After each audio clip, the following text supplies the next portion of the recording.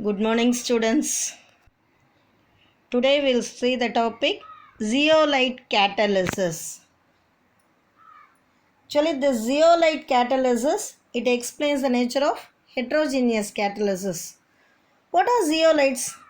Generally, zeolites are microporous. It is having crystalline shape, crystalline hydrated aluminosilicates. This is made up of aluminium and silicon tetrahedron. That is most important. Silicon, it is tetravalent in nature. Aluminium is trivalent in nature.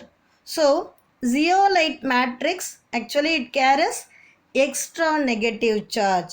So, to balance that extra negative charge, there are some extra framework cations. For example, hydrogen ion or sodium ion, we are using that to balance that extra negative charge. Okay. So, zeolites which is carrying protons, we are using it as solid acids catalysis.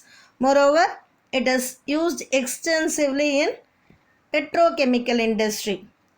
In petrochemical industry where we are using, it is used for cracking in the sense breaking heavy hydrocarbon fractions into gasoline, diesel, likewise small molecules. Okay, zeolites which is carrying sodium ions, we are using it as basic catalysis.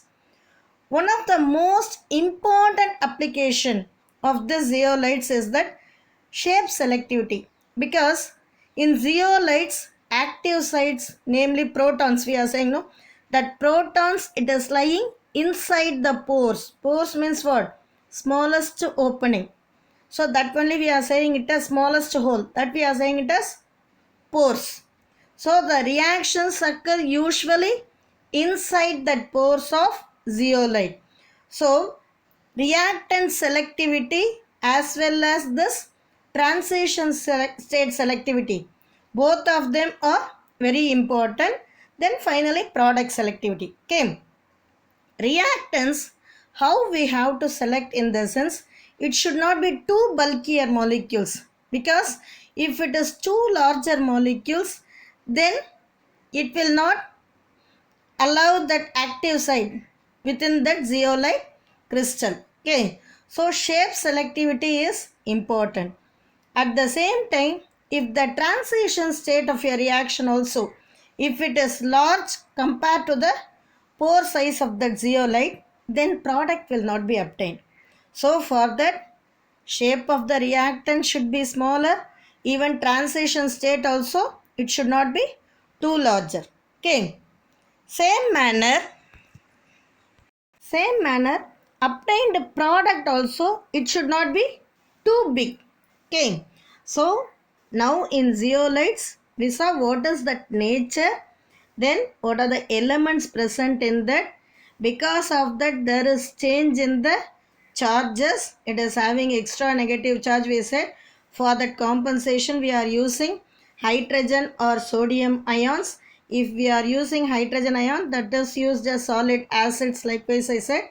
Same manner, if they are using sodium ions for zeolites, then it is used as base catalysis, we said.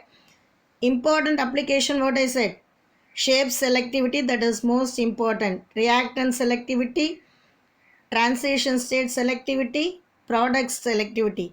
In all the three things, the shape is very important, because reactions usually it takes place only inside the pores of this zeolites. Now let us see what is meant by phase transfer catalysis. In this phase transfer catalysis, suppose if the reactant of a reaction is present in one solvent and the other reactant is present in another solvent, at that time the reaction between them it is very slow. Suppose if the solvents are immiscible, so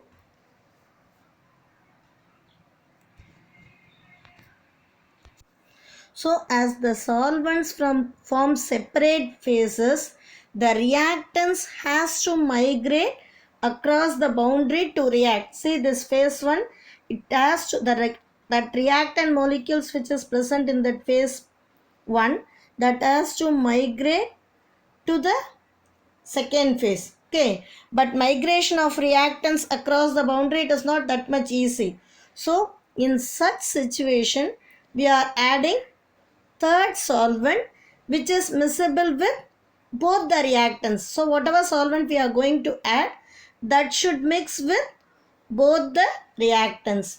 So for the large scale production of any product, usage of this third solvent, it is not that much convenient because it is too expensive. So for such problems only we are using phase transfer catalyst. Okay, this phase transfer catalyst, what it is doing in this sense, it is used to transport the reactant in one solvent to the other solvent. Okay, for that even they get example. See the example it is given in your textbook, that is 1-chlorooctane. It is reacting with sodium cyanide. At that time 1-cyanooctane, that is not obtained that much easily.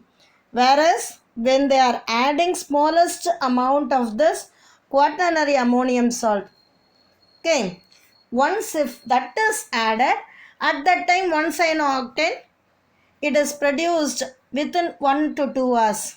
So here which acts as a phase transfer catalyst? Tetraalkyl ammonium cation. So what is the use of phase transfer catalyst in this sense? It is used to speed up the reaction by transporting the one reactant from one phase to the other phase. Is it clear? See, while watching this video, have the textbook with you. See that example, then it will be easy to you. Now let us see what is meant by nanocatalysis. Nanocatalysis, nanomaterials such as nanoparticles, metal oxides, we are saying no, that nanoparticles are also used as a catalyst in many chemical transformations. Okay, nanocatalyst actually, it is having the advantages for both homogeneous catalysis as well as heterogeneous catalysis. Okay, so like homogeneous catalyst, this nanocatalyst, it is giving 100% selective transformations. So it is giving maximum yield. At the same time, like heterogeneous catalyst, nanocatalyst can be recovered. So catalyst which we are using, that also it can be required. For that here they gave the example. Example for this nanocatalyst. Lindane they gave no. Again zero valent catalyst. That iron and palladium, it exists in zero oxidation state.